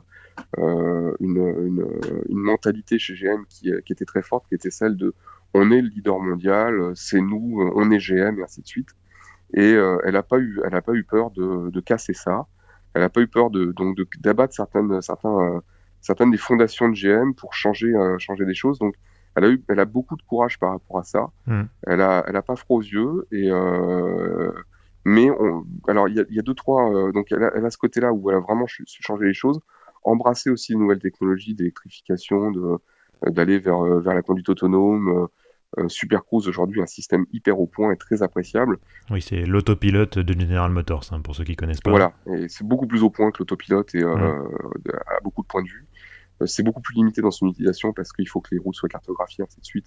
Mais au moins le véhicule est complètement sûr dès qu'on le met en condition de conduire par lui-même. Donc il y a des choses où vraiment elle a poussé, il y a eu des avancées. Et puis il y en a d'autres où on voit que GM pédale dans la semoule sans vraiment. Il y a eu des investissements massifs sur OnStar et tous les systèmes Mm. connectés. Mm. Où GM, alors de temps en temps on dira GM c'est le leader. Bon, enfin les systèmes sont complètement rétrogrades. Mm. Et là-dessus en fait la mentalité a du mal à évoluer parce que on a un peu cette mentalité qu'on retrouve un peu à une époque chez PSA. Mais oui, mais nous on connaît mieux le produit que le client, donc Mm. si le client comprend pas, c'est que le client est un idiot. Donc on a encore un peu cette approche-là. Je suis pas le constructeur, hein, mais chez GM, il y a du mal à vraiment faire évoluer certaines choses, ou alors il y a encore des obstacles qui sont durs à abattre. Et là-dessus, Maribara a beaucoup plus de mal, je pense, venant d'elle-même d'un foyer purement GM. Et puis après, il y a des choses qui sont du coup liées à la culture, qui vont être beaucoup plus dures à faire évoluer. Mais je dirais que le bilan globalement est assez positif. En revanche, le tout électrique et certaines décisions font que ce soit Maribara ou quelqu'un d'autre d'ailleurs, il y a des choses pour lesquelles c'est pas lié au CEO, c'est lié à beaucoup d'autres choses. Mais il y a une blague récurrente à Détroit, c'est alors la prochaine faillite de GM, c'est quand? Donc D'accord. C'est une malédiction voilà. en fait. Il y a ouais, ou alors il y a une forme de choses un peu cycliques. Et ce qui est marrant, c'est qu'on parle de ça par rapport à GM, alors que Chrysler lui-même a fait faillite 6 fois. Mm. Et GM, malheureusement, il y a des choses où on va peut-être faire avancer les mentalités pour avoir peut-être des visions qui soient moins tout ou rien. Et là-dessus, il y a encore beaucoup de travail. Je suis pas sûr que ça vienne sous Maribara, ça viendra peut-être avec d'autres Mm. personnes. Le duo Maribara et Mark Roy, c'est un duo très fort, mais avec ses qualités et ses défauts. Elle aura peut-être contribué à impulser quelque chose quand même. Ah oui, oui, bien sûr, mais la profitabilité de GM à travers la réduction de la voilure, quitter l'Inde, quitter la Russie, quitter l'Europe, typiquement, c'est la signature de Maribara et c'est quelque chose de très fort et de très positif. Euh, et euh, L'investissement dans l'électrification qui a été fait de façon très intelligente avec la stratégie Ultium, y a des choses qui portent la signature de Maribara et je pense qu'ils sont des choses très positives et qui marqueront en fait des étapes essentielles dans l'évolution de GM, dans l'histoire de GM. On va quitter un peu l'univers de GM, on va s'intéresser un petit peu à la voiture autonome. L'Amérique, on est le berceau encore aujourd'hui. Mais justement, où est-ce qu'on en est aujourd'hui? Est-ce que concrètement, aujourd'hui, quelque part, on peut prendre une voiture autonome et être passager d'une voiture autonome sans personne à bord, juste nous sur la banquette arrière? Ou est-ce que c'est encore du prototype? Alors, ça existe depuis 30 ans, mais en ce qu'on appelle en boucle fermée ou dans des zones aseptisées. Faut savoir que dans les usines automobiles ou dans les très grosses usines, il y a déjà des véhicules autonomes depuis très longtemps. Oui. Les véhicules autonomes au niveau militaire existent depuis les années 90. Oui, moi je te parlais Et sur donc la voie publique, moi. oui, oui, oui, mais justement, c'est là où j'en viens sur la voie publique. En revanche, à faire fonctionner sur la voie publique, on est à au minimum 20 ans, peut-être même 30 ans, de voir des véhicules pleinement autonomes sur la voie publique. Donc, ce que j'appellerais, enfin, ce qu'on appelle des niveaux SAE L4 ou L5, donc les niveaux 4 ou niveau 5. Mm. Voilà, la nomenclature L0, donc c'est aucune aide. Le niveau L1, c'est juste des aides à la conduite, genre le dépassement de ligne blanche et ce genre de choses. Le L2, c'est la conduite autonome de niveau 2, c'est-à-dire avec supervision permanente du conducteur. Mm. Le niveau 3, c'est le niveau où on peut enlever les mains du volant. Le niveau 4, c'est le niveau de conduite autonome où on a encore des commandes, mais en fait, le véhicule peut être complètement autonome dans certaines situations. Donc, c'est pas tout le temps. Et quand c'est tout le temps, en fait, il n'y a plus de commande. Donc L5, j'ai pu lire récemment que le FSD de Full Self Driving Tesla. De Tesla a été un niveau 5, jamais de la vie, parce que c'est niveau 5, déjà, il n'y a pas de volant. C'est même pas un niveau 4, c'est même pas un niveau 3, ça reste un niveau 2. Oui. L'autopilote, c'est un système qui se chante d'un coup parce que d'un coup, il perd les pédales, et ainsi de suite. Donc, c'est un niveau 2. C'est un très bon niveau 2, mais c'est un niveau 2. Et donc, pour arriver au L4, donc, qui serait le moment où on peut regarder, être eyes off, c'est-à-dire regarder son téléphone, ou voilà, il faut plein de conditions. Il faut d'abord des capacités de calcul qu'on n'a pas encore dans les voitures. On parle d'ordinateur quantum et ainsi de suite. Il faut arriver en fait à un système qui peut réagir en temps réel pour appliquer des solutions qu'il doit inventer sur le moment. Donc, on n'y est pas. Et on n'y sera pas avant longtemps. Il faut ensuite que les véhicules puissent communiquer entre eux et avec leur environnement. Donc ça peut s'accélérer sous le fait de tous avoir des téléphones mobiles. Les smartphones permettraient en fait d'interconnecter des véhicules qui sont pas connectés aujourd'hui, et de connecter avec les piétons et ainsi de suite. Mais on est encore très loin de ce qu'on appelle la technologie CV2X ou CV2X, qui est la connectivité 5G entre le véhicule et son environnement. Donc il faudrait que tous les véhicules soient connectés pour pouvoir faire rouler des véhicules L4 sur route. Ensuite, il faut qu'on puisse rouler dans quelles que soient les conditions climatiques. Alors aujourd'hui, on se dirige vers des systèmes full caméra, donc complets avec caméra, avec une redondance radar, parce que il est nécessaire d'avoir des radars, ou des lidars d'ailleurs, pour pouvoir confirmer qu'un faux positif est un vrai faux positif et pas une femme en train de traverser la route comme on l'a vu à Phoenix il y a 2 ou 3 ans, Uber, et qui s'est fait renverser avec Uber. Donc voilà, il y a toutes ces conditions-là qui font qu'aujourd'hui on est encore très loin d'un L5, ou alors on est sur un L5 à basse vitesse, c'est-à-dire des navettes Navia, ou Easymail, ou Torque, ou autres, qui sont des transports de personnes qu'on va pouvoir faire circuler sur des voies à part, mais qui peuvent très bien prendre un piéton pour un faux positif, ou pas voir un vélo arriver parce qu'il arrive vite sur la droite, et donc à low speed, en fait, on peut arrêter net un véhicule, mais pas toujours. Donc tant qu'il y a un risque, en fait, parce que ces véhicules-là ont une capacité de calcul limitée, parce qu'on n'a pas encore trouvé, il faut savoir que dans l'industrie automobile, il faut toujours trouver les 2 ou 3 meilleurs compromis pour pouvoir pousser une technologie à son excellence. Et on est très loin des 2 ou 3 meilleurs compromis pour le moment. Donc, pour l'instant, on est tous en train de tester, tous les constructeurs, les équipementiers sont en train de tester des solutions qui sont toutes différentes. Et donc, tant qu'on n'a pas encore trouvé la meilleure solution, ou le meilleur compromis, c'est pas la meilleure solution, mais tant qu'on n'a pas le meilleur compromis ou les meilleurs compromis, on pourra pas exploiter en fait une solution technique jusqu'à son excellence. Donc on est très loin pour le moment d'un niveau même L4. Faut savoir que quand on regarde son téléphone portable et qu'on quitte la route des yeux, même avec un autopilote ou un super cruise, il faut en moyenne 46 secondes pour revenir, pour se remettre au volant. C'est-à-dire 46 secondes, c'est le temps de reprendre conscience de la route, de la situation complète. Parce que l'œil humain anticipe. Quand on voit un véhicule qui commence à porter un peu sur la voie de gauche, on sait que le véhicule, il va peut-être mettre son clignotant, ou pas d'ailleurs, mais changer de fil. Le robot, lui, qui va faire la conduite automatisée, il sait pas faire ça. Il va voir qu'à un moment, le véhicule passe la ligne, donc il va dire, bon, ça y est, le véhicule change de fil.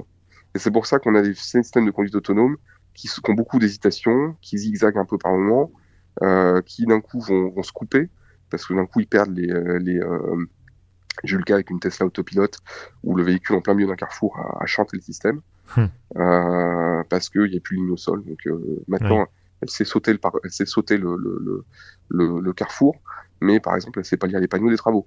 Donc elle va finir par taper des cônes. J'ai eu donné un coup de volant en dernière seconde avec un système autopilote que j'avais en test. Donc il y a eu des choses comme ça où on est très loin en fait d'un niveau de conduite autonome véritable, parce qu'il y a tellement de situations qu'il faut pouvoir maîtriser, qu'il faut pouvoir anticiper, que aujourd'hui on est toujours dans la réaction avec un système de conduite autonome. On n'a aucune anticipation. Donc et face à des véhicules, alors surtout aux États-Unis là où on a des gens qui conduisent des pick-up qui ont 25 ans, qui roulent dans une région comme Détroit où il n'y a pas de contrôle technique. J'ai croisé hier un truck qui roule en crabe à 80 miles à l'heure. Donc, voilà. c'est-à-dire quasiment 140 km/h. le truc roulait en crabe parce que le châssis était suffisamment tordu. J'ai vu rouler des voitures avec une roue qui touchait plus le sol Ouais, parce que la première d'accord. avait fait des tonneaux. Donc là, Donc, les capteurs, ils pètent les plombs, là. le capteur, il sait pas quoi il a à faire. C'est un Oui. extraterrestre. Donc, j'ai vu une voiture rouler avec des cordelettes à la place des portes parce que les portes pouvaient pas fermer. La voiture a fait des tonneaux aussi. Donc, c'est très difficile de remplacer l'œil humain pour toutes les situations. Et le système de conduite autonome ne sera acceptable que s'il est meilleur que l'homme. Sans quoi, pourquoi est-ce qu'on paierait des Bah systèmes oui, qui bien valent sûr. 8 ou 10 000 euros ou dollars pour arriver au même résultat que l'homme? Ça Oui, n'a aucun bien sens. sûr. Donc, il faut arriver à un niveau d'excellence qui aujourd'hui, en fait, peuvent être établis. Et c'est là où les États-Unis peuvent faire une différence. C'est que, premièrement, on a la Silicon Valley. Hmm. Donc, on a le poumon de programmation au niveau mondial. Et on a Détroit, qui reste la capitale automobile au niveau mondial. Bon, j'en avais parlé dans Ouais. le premier podcast avec toi. Hmm. Il y a 2200 laboratoires de recherche à Détroit. Il y a 18 centres d'essais routiers. Il y a le plus gros centre d'essais routier mondial au niveau de la conduite autonome qui s'appelle ACM, qui est encore en développement. Donc, il y a beaucoup de choses à voir par rapport à ça. Et qui a l'avantage par rapport à des pistes d'essais autonomes à Phoenix. À Phoenix, en fait, il fait toujours beau. Ouais. Hmm. À Détroit, À Détroit, il il neige. fait pas toujours beau. À Détroit, on a 5 mois d'hiver où on descend en -25, où donc il faut rouler sur des voies où il y a 10 centimètres de neige et donc il faut que le véhicule puisse progresser dans ces conditions-là. Hmm. Donc on sait que la conduite autonome, ça se fera pas sous des pluies battantes ou ou sous de la neige où on voit pas à 10 mètres parce que les capteurs, certes les radars ou lidars peuvent avancer un peu mieux là-dedans, mais bon, l'œil humain ou même les caméras infrarouges, il y a des choses où il y a des limites. Donc l'œil humain reste, en fait, va vraiment adapter le véhicule aux conditions. Et c'est pareil aussi, un robot, aujourd'hui, la conduite autonome, on a une problématique sur l'usure des pneus et le changement de comportement du véhicule au fil des kilomètres.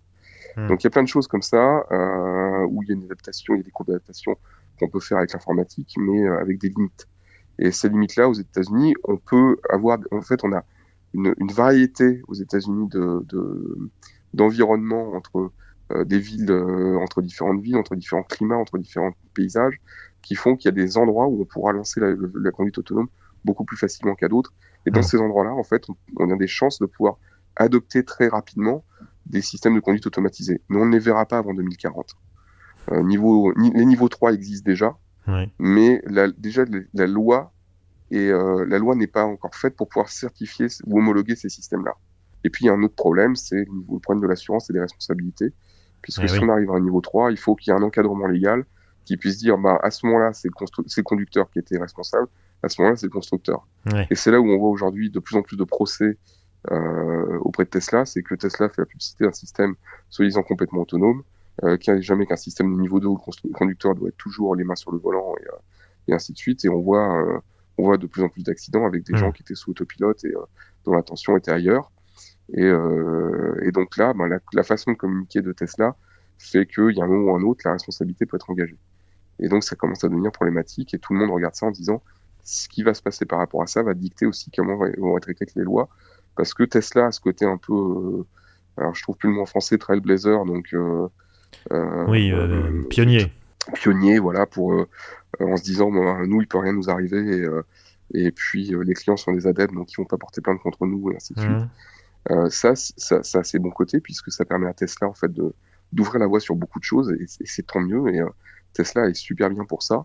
En revanche, il y a des choses où ils vont un peu loin, et ça risque de leur coûter très cher, Oui. et de coûter un certain nombre de vies humaines. Donc il y a des choses où il y a des réflexions aujourd'hui de fond sur qu'est-ce qu'il faut faire avec Tesla, est-ce qu'il faut le laisser galoper devant et faire des conneries et faire des morts, mais au moins en fait ça fait un test à grandeur réelle, Hmm. ou alors est-ce que il y a un moment où il faut préserver l'homme et mettre un gros coup d'arrêt sur certaines expérimentations que Tesla fait avec ses clients. D'ailleurs, je crois que le NHTSA, qui est l'autorité américaine de la sécurité des transports, commence à s'intéresser de très près aux accidents qui ont lieu sur autopilot et ça va peut-être être un tournant. Oui, oui, oui, ça va être un tournant parce que ça va permettre en fait. Alors, les textes de loi sont en train d'être écrits par une task force qui s'appelle la V2V, Validation and Verification, qui est née elle-même de l'ORAD, qui est un comité créé par la SAE. Donc, il y a beaucoup de réflexions et je connais certaines des personnes qui sont dans ces comités-là, qui sont à la tête de ces comités. et de la task force, et ce sont les gens qui regardent Tesla avec un sourire en coin et qui savent très bien qu'à un moment ou à un autre, la NHTSA va taper, donc la neige TSA, on appelle NHTSA ici, Mhm. la NHTSA va taper et qu'il y a un moment ou un autre, en fait, et c'est d'ailleurs Tesla, on est pleinement conscient, puisque dans leur rapport remis à la Commission des opérations en bourse américaine, la SEC, Mhm. ils ont dit que très prochainement, ils allaient arrêter le développement. Ils allaient atteindre le maximum du développement de leur système de conduite autonome et peut-être en arrêter le développement. Ouais. C'est écrit noir sur blanc dans leur Hmm. rapport, c'était publié, je sais plus, en avril ou en mai. Bref, Ils se sont mis dans une impasse. ils savent eux-mêmes que voilà, il y a un moment où ils vont atteindre une limite et qu'ils n'investiront plus dessus. Et il y a énormément de procès. Il y a beaucoup de procès dont on parle pas parce que ce sont seulement des blessés Hmm. au niveau de la conduite autonome, mais il y a quand même plusieurs centaines de procès contre Tesla en Europe et aux États-Unis par rapport au autopilote. Donc c'est pour ça que les autorités commencent à s'y intéresser de près. Et ça pourrait être problématique parce que si Tesla perd le système, enfin son système autopilote ou perd l'autorisation de pouvoir le mettre en avant, les équipements des Tesla sont quand même assez chiches. La finition est très légère. Hmm. Donc, à part les performances des véhicules, s'ils perdent l'autopilote, ils perdent quand même un de leurs arguments de vente principaux. Ouais. Donc, ça pourrait être un problème à terme pour le constructeur Et parce une que, source de revenus non négligeable, puisque c'est souvent une option. En tout cas, le full self-driving est ouais, une option qui est très chère en plus. Donc, 10 000 $, voilà. donc, qui a baissé à 5 000, qui a remonté à 10 000 parce que bon, Tesla, on connaît La les politique stratégies de prix tarifaire, on quand même pourra en assez, parler, voilà. oui, on pourra en parler longtemps. Je pense qu'on pourrait faire un podcast dessus. Oui, bah écoute, peut-être qu'il faut qu'on fasse effectivement que je te réinvite pour qu'on parle de Tesla. Ouais, il y a tellement de choses à raconter. Bon, Il y a beaucoup de choses à dire, mais voilà. écoute Bertrand, c'est cool. On est déjà sur un bel épisode assez long. Alors, on va attaquer brièvement les questions rituelles en conclusion. Tu y avais échappé Oui, la dernière fois, mais tu n'y échapperas pas cette fois-ci. Alors, bon, ben voilà, je vais m'y coller. c'est ta dernière recherche auto sur les sites de petites annonces. C'était quoi? J'en ai fait plein dernièrement. On en fait tous plein. Voilà, la chasse c'est le meilleur finalement. Bah oui. J'ai regardé deux choses très différentes. Je dois remplacer ma Charger l'année prochaine parce que je l'ai en leasing. Et je regarde un peu la situation des prix aujourd'hui sur les voitures neuves qui est Mhm. complètement délirante aux Ouais. États-Unis, plus encore qu'en Europe parce que À cause de la pénurie avec des composants électroniques. la pénurie des composants électroniques et d'autres chargeurs qui sont au prix catalogue aujourd'hui à 48 000 $, s'échangent, sont vendus à 70 000. Donc, Ah ouais. donc je suis ça de près. Donc, c'est une de mes recherches régulières. Mais je regarde beaucoup en ce moment ce qu'on appelle ici des winter beaters ou des project cars. Ouais. C'est deux choses différentes, mais les winter beaters, c'est parce que il y a tellement de sel pendant 5 mois qu'il y a beaucoup de gens qui veulent pas rouler avec leur belle voiture Ouais. pendant les mois d'hiver. T'achètes une Donc poubelle pour ici, l'hiver, quoi. exactement. Et il y a des voitures, en fait, moi j'ai vu des voitures dans lesquelles on pouvait voir à l'intérieur à travers la porte tellement il y avait de rouille. Comme il n'y a pas de contrôle technique, encore une Ah fois, bah oui. voilà. Si ça s'appelle la Rust Belt dans le coin, c'est pas pour rien. Je fais partie d'un groupe de passionnés de voitures dont une des devises c'est In Rust We Trust. Et bien ici on en a pour son argent. La rouille attaque tout, sauf mon F-150 puisqu'il est en aluminium. Ah oui. Mais à part le châssis qui est en acier, lui est tout piqué de rouille, les cylindres en bloc et tout, c'est de la rouille de surface, mais c'est impressionnant de voir que Hmm. un véhicule qui a Ouais, c'est fou. et quoi, 14 000 miles, est déjà piqué de rouille. Alors c'est de la surface, hein, ça doit rester protégé, mais on voit que les pièces d'usure, en fait, si c'est pas les caoutchoucs qui craquent, ça va être la rouille. Donc j'ai regardé un peu les winter beaters, je regarde des vieux Jeep Cherokee, Hmm. les premières générations de ceux qu'on connaît, ceux qu'on a connus en Europe, Ouais. pas les Cherokee Chief, mais les Ceux qui étaient Cherokee, je importés crois que par c'est le Renault. châssis. Oui, voilà, exactement, les XJ en fait. Mhm. Mais voilà, comme c'est des véhicules qui ont déjà quelques années, la plupart sont rouillés. Comme il n'y a pas de contrôle technique, la moindre poubelle roulante ici a un prix. Et en dessous de 2 000 $, en fait, on sait qu'on a une voiture qui ne durera pas longtemps. J'avais acheté ici en arrivant un Ford Explorer à 2 300 $, il m'a duré 6 mois. La boîte de vitesse était en train de lâcher. Et en fait, c'est le moteur qui est mort. Parce que la boîte de vitesse a fait un 5-2. Donc Aïe. c'est une boîte auto, elle a fait un 5-2 de façon inopinée et j'ai une bielle qui a traversé. Oh le massacre.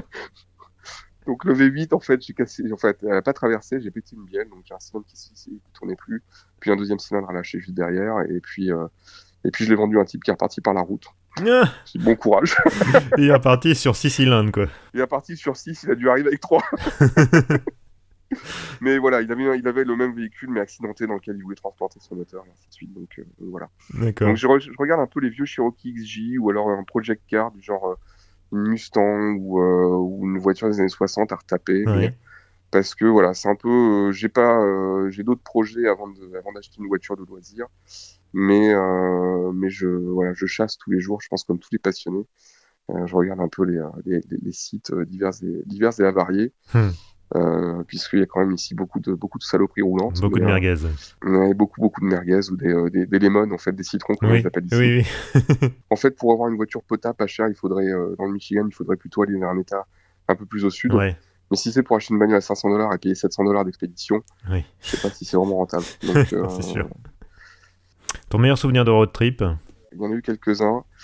Je dirais c'est certainement un marathon que j'ai fait justement avec ce groupe d'amis, In Rust We Trust, où on a fait un marathon, on a fait un Paris-Nice en plein hiver, sous la neige, par des routes secondaires, une vingtaine de voitures, avec des thèmes, donc déguisés. Il fait que la voiture ait au moins un point de rouille, qu'elle vale moins de 2000 €, et ainsi de suite. Donc, qu'elle soit un peu exotique. Donc, on avait une Rolls, on avait une Renault Fuego peinte de façon Dukes of Hazzard. On fait toutes sortes de voitures un peu comme ça, une Mercedes avec une Mercedes W100, pas si W126. Non, celle avant la W126, j'ai perdu le nom. Oui, la W116. W116, voilà, merci. Et une W116 avec des amis déguisés en dictateurs africains, enfin voilà. Moi-même, j'avais une 630 CS de 79, qui a fait le voyage aller avec le chauffage pété, et qui a fait le voyage retour avec le chauffage pété mais allumé. Donc avec la voiture qui a crevé de chaud, et comme je pouvais pas baisser les vitres parce que les vitres électriques étaient mortes, donc j'ai fait l'aller en combinaison de ski et le retour en slip. Mais c'était un road trip assez génial, puisqu'on a mis 24 heures pour rejoindre Nice, par des routes secondaires. Voilà, c'était certainement un des meilleurs road trips que j'ai pu faire. Au-delà de road trip pour aller chercher des voitures, où là j'en ai fait quelques-uns effectivement, mais je dirais que c'est un peu moins exotique. J'en ai fait je dirais le deuxième, s'il faut en mettre un deuxième, mais je sais que je dépasse déjà ta question. C'est d'aller chercher une Facelia avec un ami. On était allé la chercher en Hollande.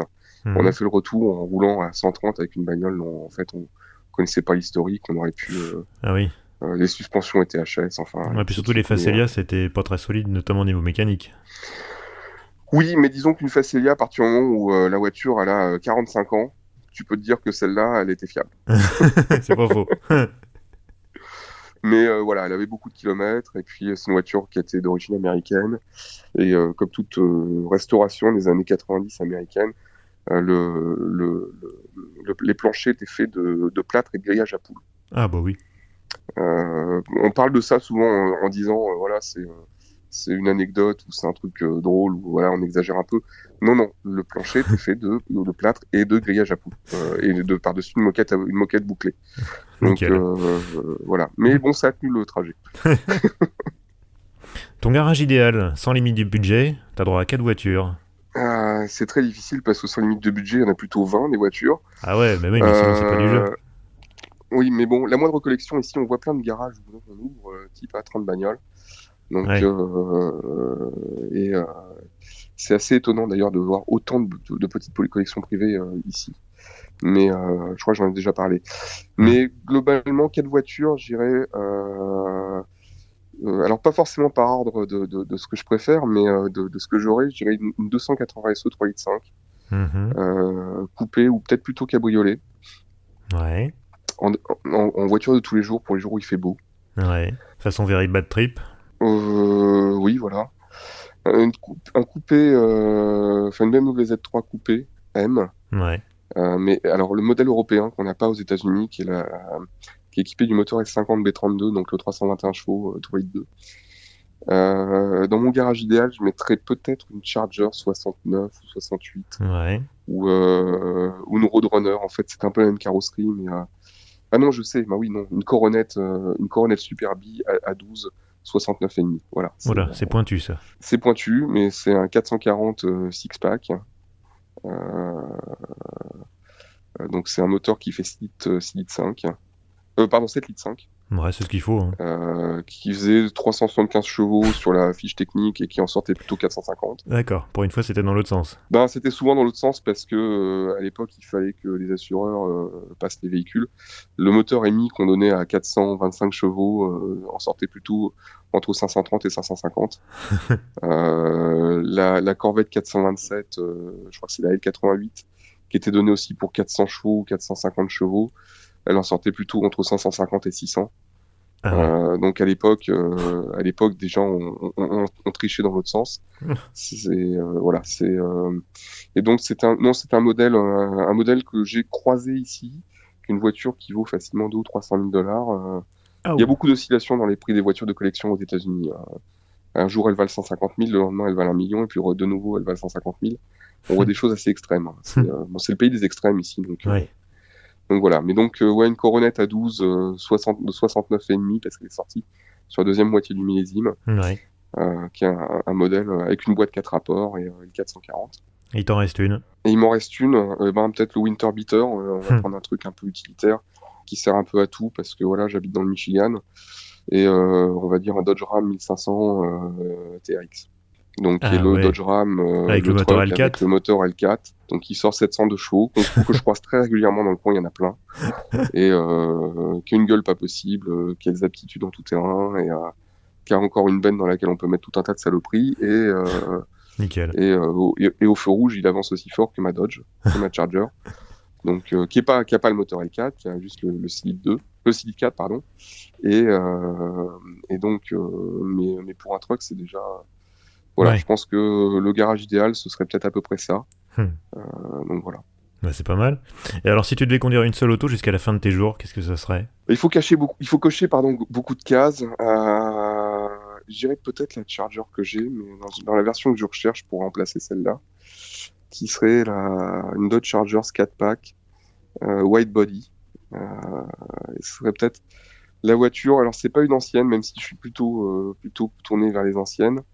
Mais soit ça, soit en fait, excuse-moi, je tords tes règles encore une fois. Ouais. Peut-être un resto mode en fait.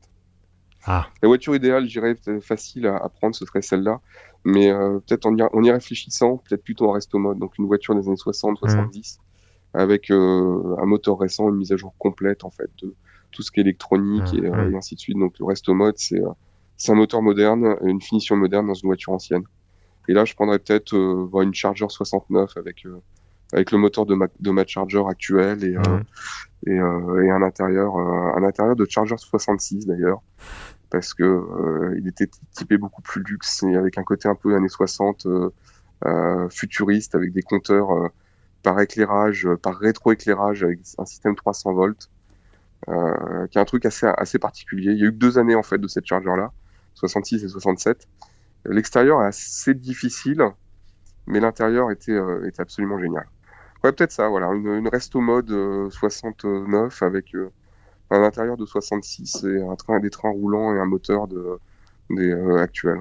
Je suis sûr que tu peux trouver quelqu'un aux États-Unis qui te fera ça. Oh oui, bien sûr. Oui. Hier, je discutais avec un des designers, un des chefs designers d'un constructeur, justement, qui était à une réception que j'étais et qui est en train de se faire d'une voiture chez Bisimoto, qui est un speed shop qui est faite par un type qui s'appelle Busy. J'ai perdu son nom de famille et qui a fait des trucs, qui fait des hot rods et des trucs absolument géniaux. Il y a des speed shops un peu partout aux États-Unis et j'en discutais d'ailleurs avec un ami récemment. C'est qu'est-ce que tu ferais si tu avais 100 millions de dollars? Il me dit moi je me mettrais en vacances. Et toi? Je dis moi j'apprendrai à souder, j'apprendrai à faire des trucs que je sais pas faire. Oui. J'aurai le temps d'apprendre à faire plein de choses que j'ai envie de faire, lire et puis monter un speed shop parce que je pense que j'adorerais transformer des voitures. Je rêve de mettre un V8 LS dans une 404 coupée. Voilà, j'ai des choses qui, je pense qu'il y a un paquet de puristes, ça y est, ils ont coupé le podcast. À mon avis, là, il va falloir sacrément manier la disqueuse, là, parce que je suis pas sûr que ça rentre. Hein. J'ai un de mes amis très proche qui est un puriste fini, il peut pas, s'il pouvait, il garderait l'air, en fait, l'air d'origine dans les pneus de ses voitures. Et il a des voitures qui sont vraiment, mais il est très, il fait très attention en fait à toutes les pièces qu'il met dans ses voitures. Il y a une collection de voitures qui est absolument géniale. Et en fait, moi je suis aux antipodes de ça. Je suis plutôt reste mode, modif. Alors, je vais pas verser vraiment dans le tuning. J'ai pas modifié les carrosseries de voitures, ce genre de choses. En revanche, sur les aspects techniques ou certaines choses, ou même sur des voitures anciennes, mon espèce de pizza de resto mode de Charger serait complètement off the chart et complètement en fait en dehors des clous de tout. Mais ouais, je pense qu'un speed shop avec un côté très hot rod, en fait, c'est ce que je ferais. Donc voilà. Eh ben écoute, Bertrand, merci beaucoup. On peut te retrouver sur les réseaux sociaux ? Oui, alors sur Twitter, pour les aspects justement ma analyse auto, où je vais assez peu parler de choses, je dirais drôles, mais plus de questions problématiques auto. Ouais. Donc c'est @Bertrand Rakoto. Je vais mettre un lien dans la description. Hein. Et puis sur Instagram, je crois que c'est Dab_D3. Donc Dab qui est un de mes surnoms. Et donc où je poste là beaucoup de photos de voitures croisées à Détroit. Donc Ouais. ça donne une idée, je pense, ça donne une idée de la car culture de ce qu'on Détroit. trouve dans la région, de la car culture et de ce qu'on peut trouver dans les rues. On peut se retrouver au feu rouge à côté d'une Aventador ou d'une Saline S7 Ouais. ou d'une Corvette qui a l'air toute d'origine mais qui fait 1800 chevaux. Et puis une voiture des années 60, d'une Studebaker ou d'une Ford T, complètement d'origine aussi. Voilà, donc et été comme hiver. L'hiver aussi, il y a des gens qui, même avec le sel, n'hésitent pas à sortir des voitures. On se dit, mais voilà, est-ce que lui, il a raison de rouler avec ça ? Bon, peu importe. Et puis on voit des voitures de drague avec des radiales l'été, et avec un parachute à l'arrière, parce que c'est une voiture ça veut dire que c'est une voiture de moins de 9 secondes. Donc en dessous de 9 secondes, il faut mettre un parachute. Donc il y a des choses comme ça, c'est assez marrant, c'est assez unique. Et donc vous pouvez me retrouver sur les réseaux sociaux, @Dab_D3 sur Instagram, donc, où je poste un peu des photos de ça. Et puis sur LinkedIn, où je poste aussi des choses plus professionnelles sur l'analyse auto. Donc c'est LinkedIn /LN/Bertrand Rakoto. Et ben, je mettrai tous les liens dans la description. Et puis, bien sûr, on te retrouve aussi dans l'épisode 21 où on parlait de Détroit. Et puis, j'ai envie de dire, jamais 203, on va sûrement se recroiser sur le podcast. Eh ben, si tu penses que j'ai encore des choses intéressantes à te dire, mais écoute, avec plaisir. Tu es inépuisable et on a bien vu qu'il y avait encore des sujets qu'on avait à peine effleurés, donc je pense qu'il n'y a pas de souci. Oui. Oui, puis bon, entre passionnés, c'est souvent le problème. Ma femme, quand je tombe sur un ami passionné, voilà, c'est fini, on peut s'asseoir et rester à discuter des heures. J'ai d'ailleurs une pièce consacrée maintenant dans ma maison, qui est mon sous-sol, où j'ai mon bureau, toutes mes revues de voitures, et ainsi de suite. Ma collection de films de voitures en DVD, puisque, d'accord, on les trouve à la demande, mais je veux pouvoir les regarder sans pub quand je veux, même quand il n'y a pas Internet. Et donc, voilà, et quelques vinyles, puisque j'aime aussi beaucoup la musique. Donc voilà, donc j'ai mon coin où je peux discuter jusqu'à ce qu'en fait tout le monde tombe de sommeil. C'est ça. Où on peut discuter voiture et s'écouter parler de choses qui passionnent. C'est les meilleures soirées. Ça. Exactement. En tout cas, c'est toujours un plaisir d'échanger avec toi et merci beaucoup. Pareillement. De cette invitation. Merci beaucoup Bertrand. À bientôt. Merci Vincent. Ciao. À très bientôt.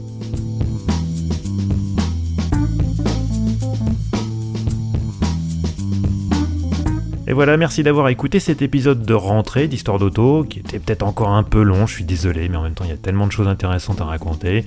Bref, si ça vous a plu, n'hésitez pas à vous abonner sur toutes les plateformes de podcast. On est même maintenant sur Stitcher, pour ceux qui connaissent. On est aussi sur YouTube, Apple Podcast, Google Podcast, que sais-je encore.